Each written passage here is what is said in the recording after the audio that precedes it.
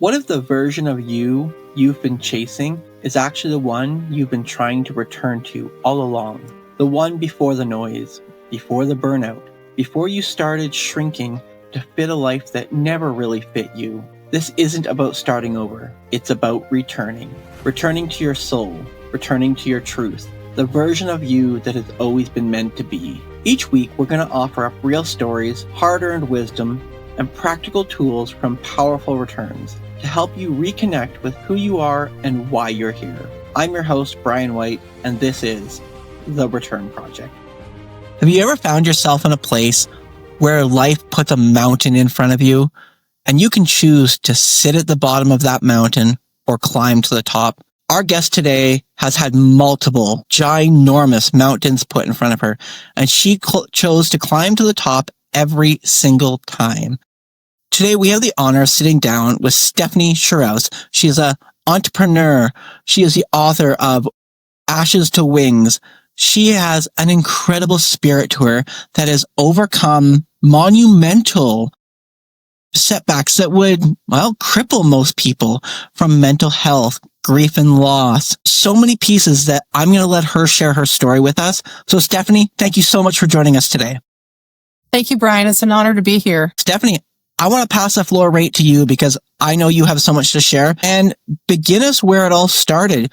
You were a successful entrepreneur with businesses and life on the go, and then thing after thing just started to be mountains in front of you.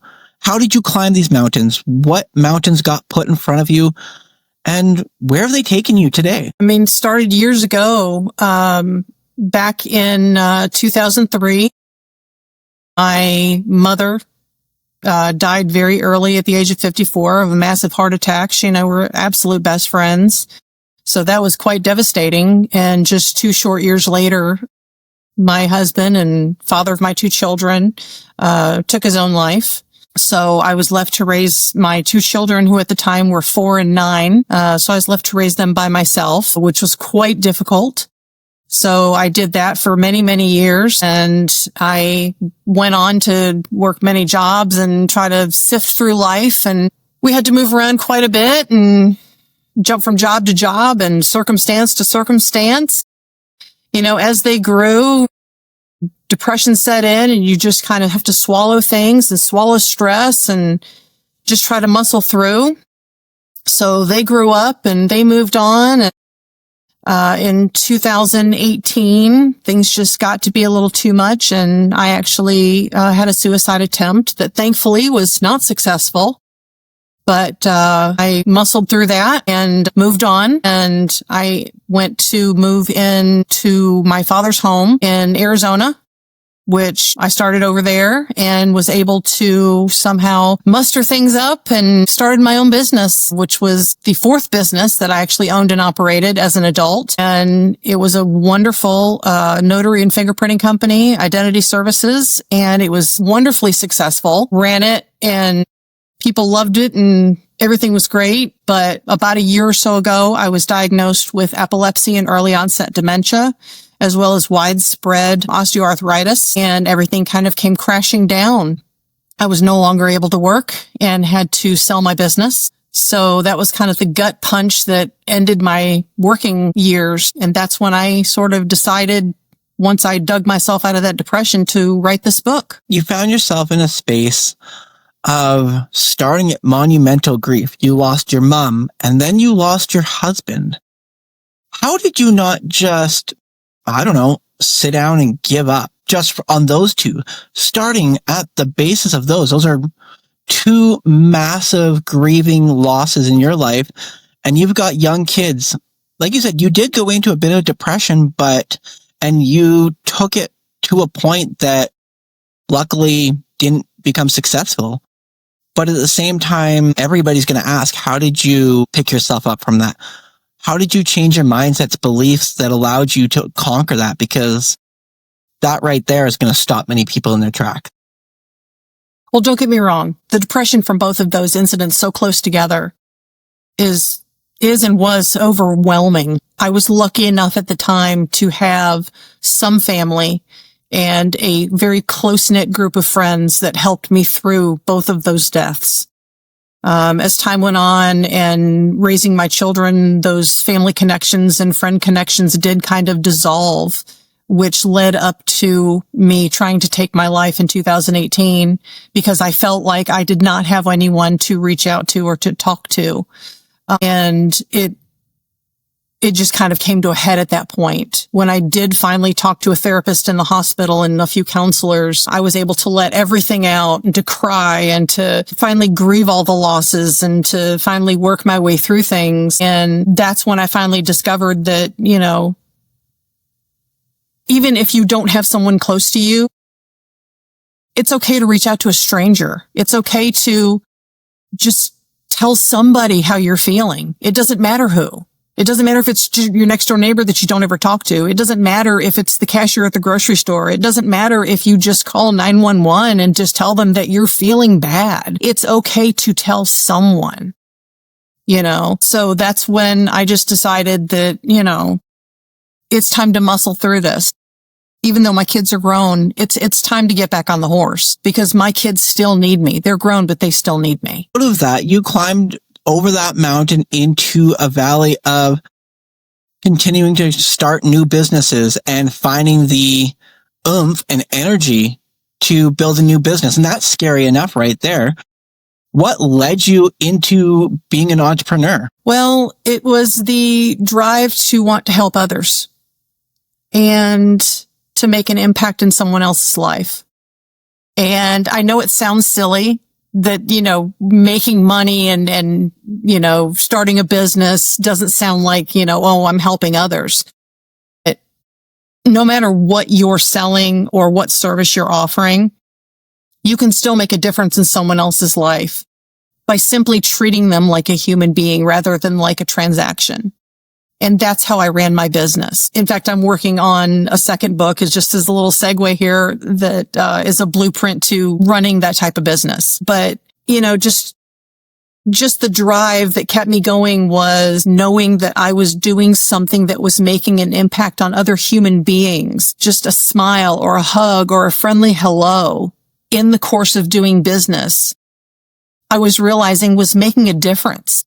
And that made me feel better. It made me feel better as a human being. And it kept me going every single day. Not just that I loved what I was doing in my business, but I loved the fact that people loved coming in to see me. My employees loved working for me. And it was just making a huge impact in the community. You've got a thriving business and life is going good. You've been climbing to the top of the metaphorical mountain. What did life look like at the top of that mountain? It was wonderful. I had gotten to the point where I was super successful. I had multiple employees. I had a thriving business in a beautiful location. I had a great group of friends. I had bought my dream car. I was living in a beautiful home. Things could not be better. It was, that phoenix that had been reborn from the ashes, this beautiful, wonderful, colorful bird that was soaring high. I felt like $1 million. And you found yourself feeling like $1 million. And all of a sudden it comes crashing down.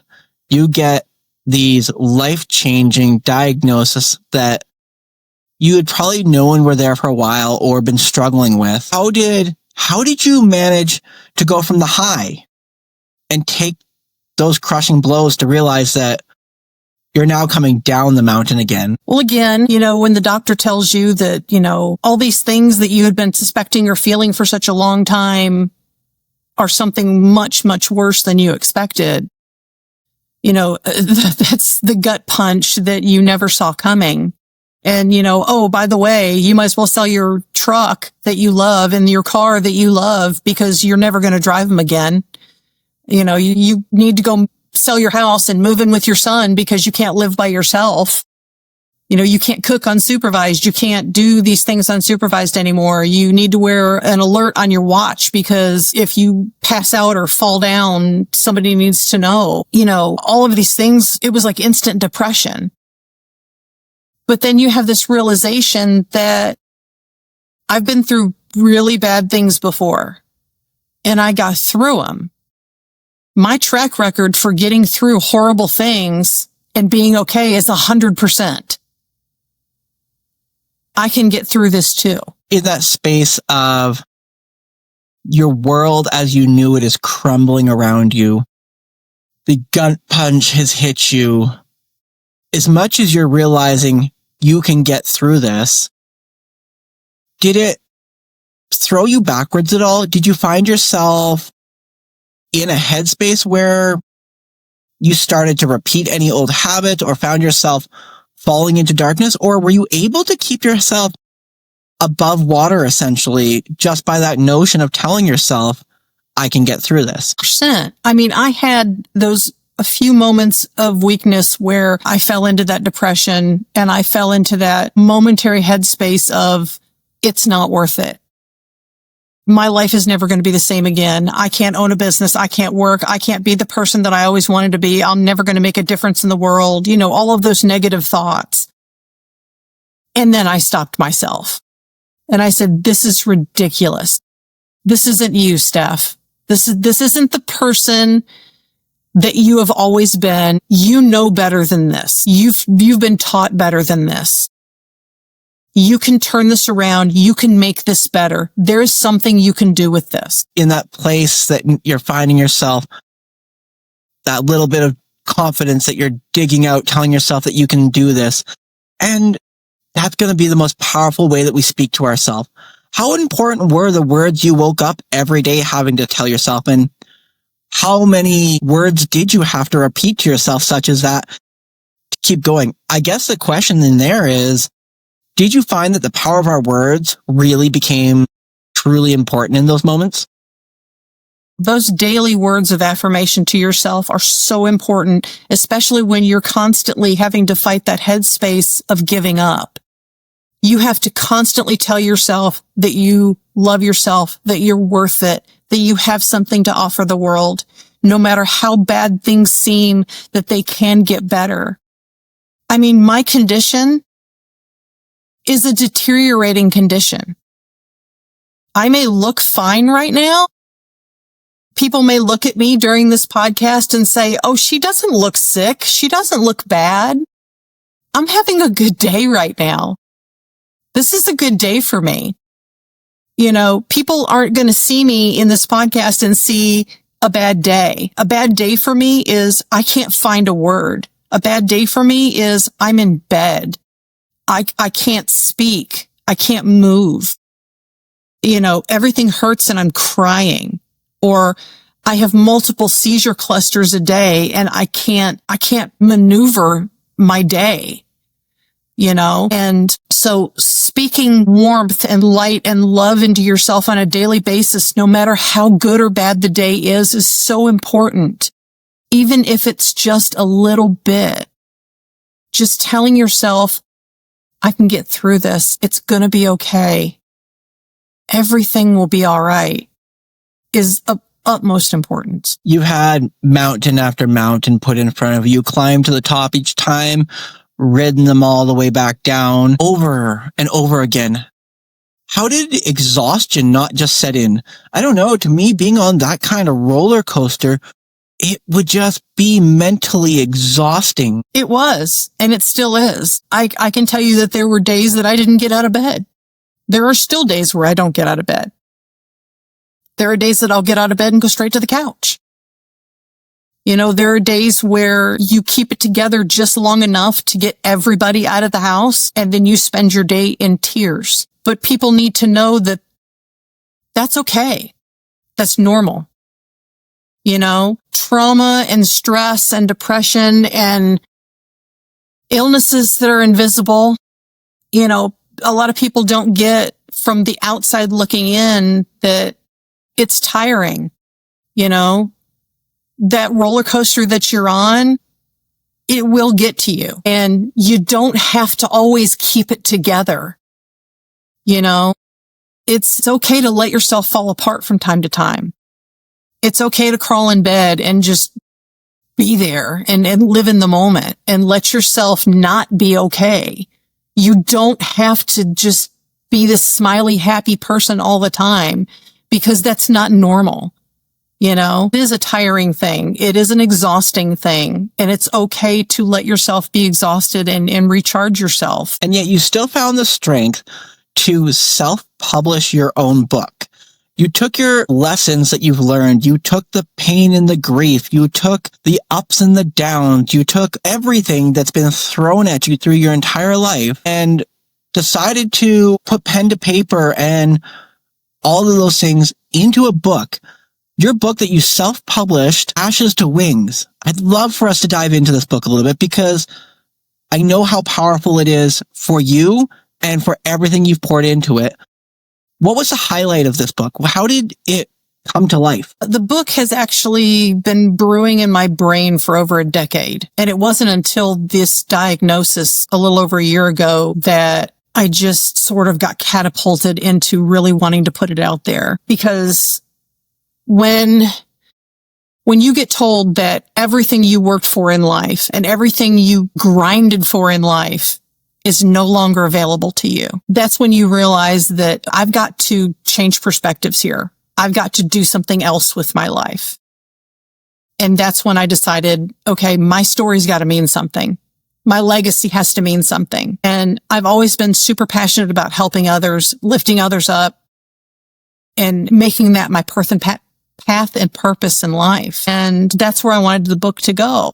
So in creating this, I wanted to take the excerpts from my life that were the most raw, the most vulnerable, and put it into context where the world could have a window into my life experiences and to see that the pain one experiences isn't the whole picture. That whether it's one thing in life that you stumble through, one mountain, one hill, or 15, or if your whole life is one big series of mountain ranges, that you can sit here like me and your life can still have meaning and purpose. I want to open us up right on the cover of the book. Why did you choose the phoenix? How symbolic, and what does the phoenix mean to you? Well, if we look at the phoenix and the phoenix's life cycle, the phoenix, when its life is over, bursts into flames and turns to ash. And when it is reborn from its ashes and turns into a baby bird and restarts its life cycle. And the phoenix to me, which I don't know if we can see on camera, is my book cover is actually tattooed on my arm, which came way before the book cover. I got this tattoo back in 2022 after I got weight loss surgery at the height of my success of my last business. And everything was grand and wonderful. I had lost over 100 pounds. I felt fantastic. Everything was great. And I wanted to commemorate what I felt was the pinnacle of my life. That I had lost the weight, I had my dream car, my business was booming, I had a great circle of friends. Everything was wonderful in my life. And I felt like I had truly been reborn from the ashes of my old life. That I had finally gone through everything I had to go through in my life, and I had paid my dues, and I had gone through all the awful things, and now was my reward, you know? So that was to symbolize that. So when everything happened and I decided to write this book, I thought, how appropriate to use that tattoo and that imagery of the phoenix as the cover of my book, because it had such significant meaning to me. What's one of the greatest lessons that you want someone to take out of your book?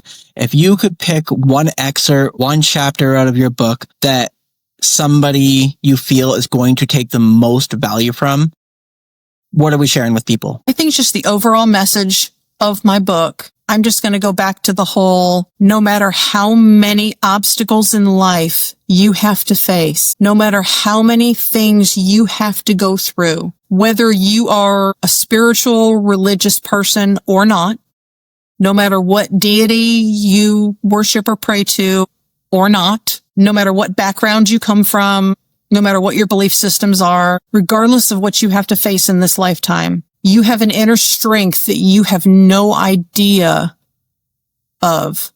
You have this internal muscle that you have not tapped into. You have this reserve of fortitude that is beyond your imagination. And even if you feel like you have no support system, even if you feel like you have nobody in your corner, you have yourself, and you can rise above anything that you think is standing in your way. And even though you may be in your darkest moments right now, there is light, there is hope, and you have a 100% track record of getting through your worst days.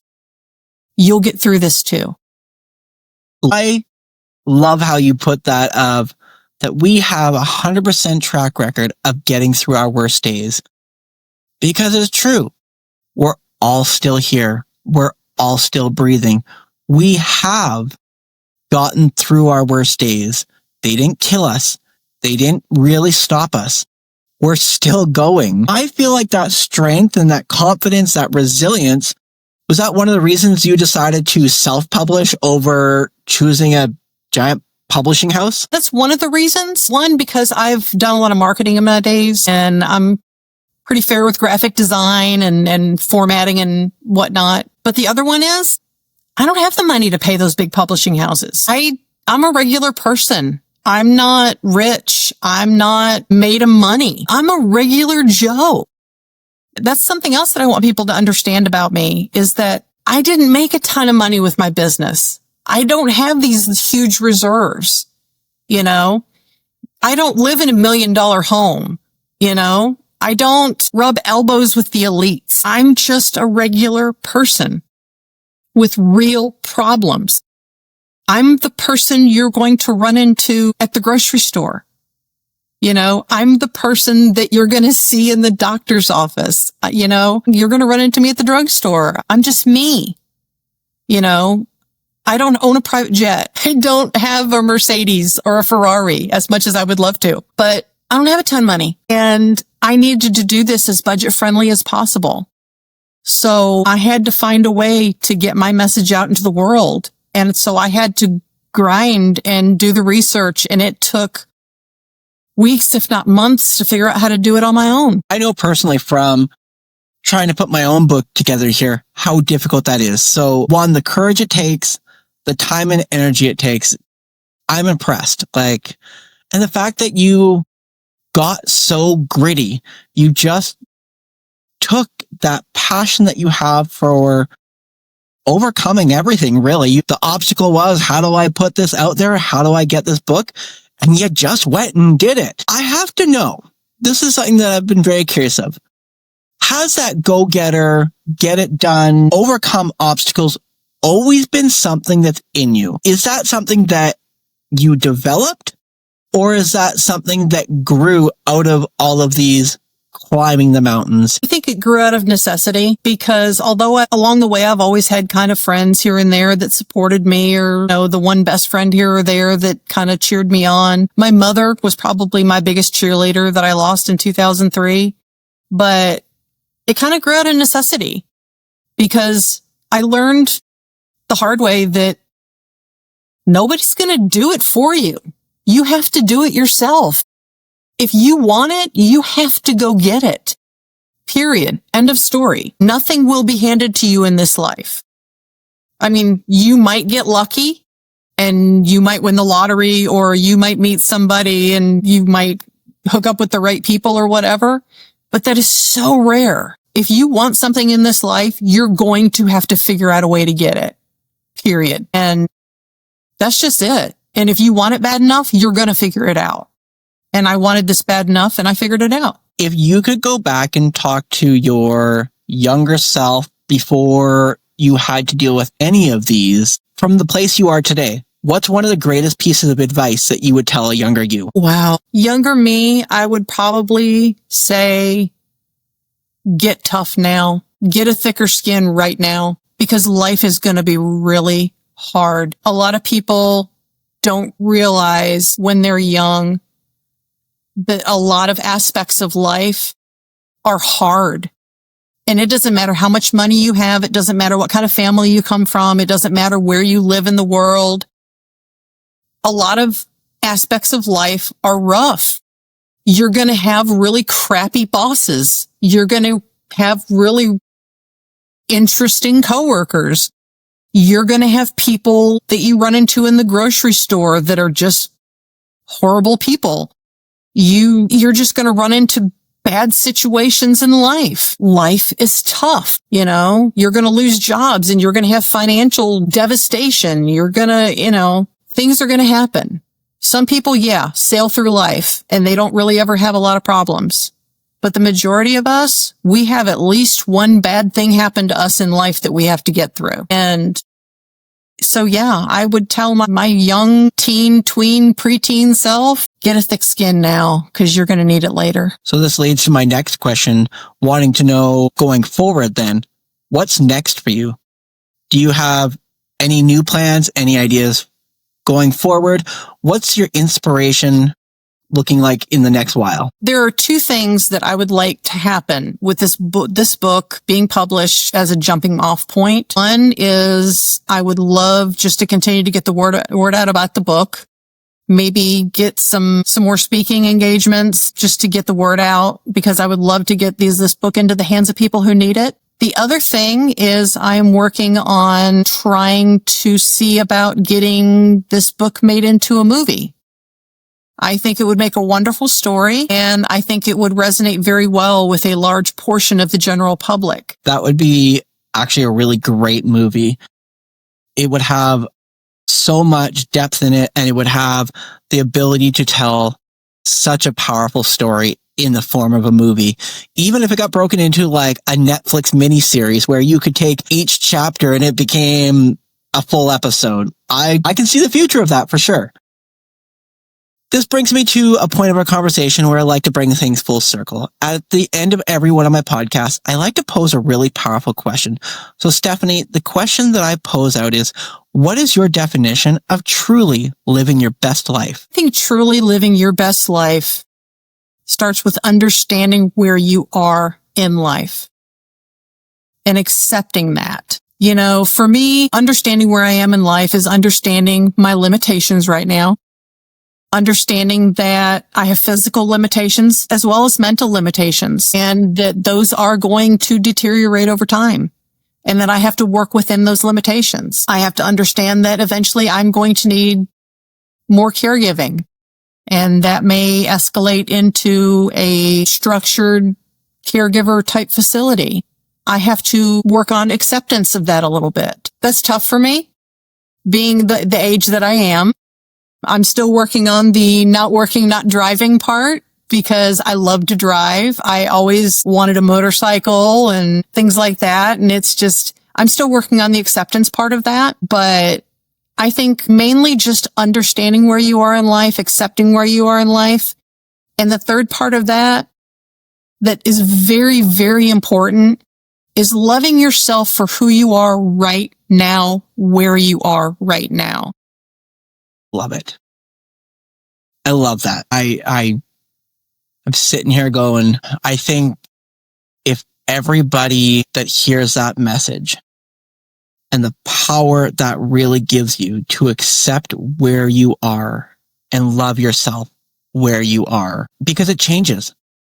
As you are an example of, your life changes over the years. Things happen. We are resilient. We are gritty. We fight. We climb the mountains. We conquer. But we still have to accept and love the space we're in at this very moment. So Stephanie, thank you so much for joining us. This conversation has had a huge impact for me. I hope that it's had huge impact for the folks that have heard this out there. And before we end this beautiful conversation, I would love for you to share with the audience where they can learn more about you, where they can find your book, and what they need to know to get a copy of your book. Absolutely. I have a link.me profile. It's link.me / Phoenix within. There is a link to the Amazon book, the Barnes & Noble book, as well as my Universal book link.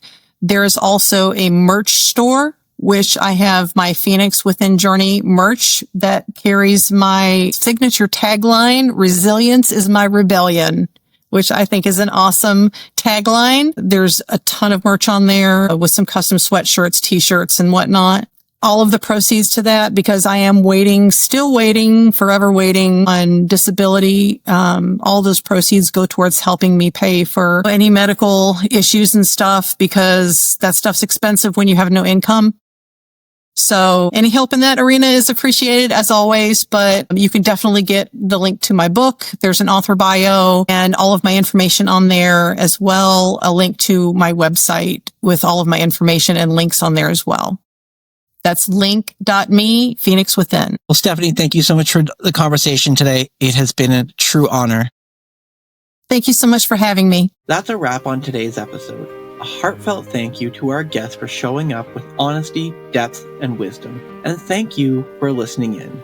I hope something in this conversation stirred something in you, a memory, a reminder, or maybe even a return to a part of yourself that's been waiting. If you enjoyed this episode, can I ask a quick 30-second favor? Share it with someone you know, someone who might need to hear this message too. And don't forget to explore past episodes. There's so much more waiting for you there. Until next time, I'm your host, Bryan White, and this is The Return Project.